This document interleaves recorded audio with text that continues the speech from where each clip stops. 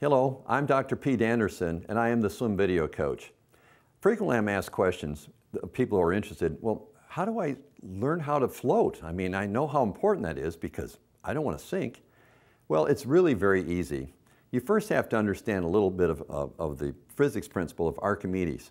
Archimedes' principle states that you are buoyed up by a force equal to the amount of the weight of the water that you displace. So if we were to plunge you into a big beaker of water and weigh the water that you displaced over the top of the beaker, we could weigh that, and that's how much you're being buoyed up. Now, you know, I tell you what, all the time I'm told by people that, oh, I don't float. And I look at them and I'm thinking, they don't look like they've missed too many meals. And I'm thinking, no, you float. All you have to do is make sure that you keep air in your lungs. Now, come on, I live in San Diego. We have a museum down there. It's called the Midway Aircraft Carrier. If the aircraft carrier floats in the bay, you can float, trust me. It's a myth that you say you can't float because you're big boned or you're too muscular. Okay, it's very rare that you don't have enough tissue to float. All right, so that said, let's get past that myth. You're going to float. Start in the very shallow end of a pool so that you know if you get into trouble, what do you have to do? Stand up. Just put your legs down below you.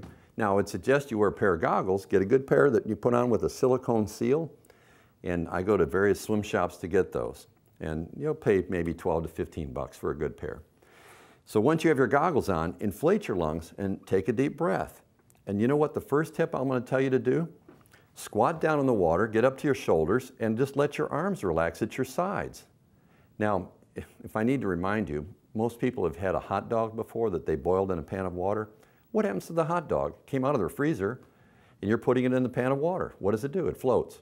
It's a piece of meat. It floats. Well, your arm, think of it like a piece of meat. Relax the muscles. Let your arms just float up on their own. That means you are able to control your body parts with your mind. That's really important. So do this right now while you're standing in the shallow end. Just let your arms float up. Now, since your legs are like shock absorbers, inflate your lungs. You'll feel your chest rise up. Your whole body will kind of like take the weight up off your legs. Then exhale slowly. And you'll start to go down. You'll start to come up. You can even do it holding onto the side of the pool, but I'd rather have you do it in the shallow end. And you can do this with your kids too, to teach them how to learn how to float. Now you have the safety of the wall. Maybe there's concrete steps that you walk down in the pool. So guess what? You go on the step that's about 6 inches deep, stretch out on top of the deck of that one step, and just float. But don't float like this. Make sure that you put your head down between your arms like this so that your ears are pressed up against your upper arm like this. If you're like this or you're like this is not good because your head's still up. Your head controls your body position. All right, so this and other tips in teaching how to float well right from the get-go, you can get from my website, swimvideocoach.com. I'm Dr. Pete, I am the swim video coach, and these and other great tips I can give you all of the time for free. In addition to that, if you come to my website, I'm going to give you 2 gifts. One is an ebook, Teach Yourself to Swim, well, you could even teach yourself or your kids, how to swim at home without a pool.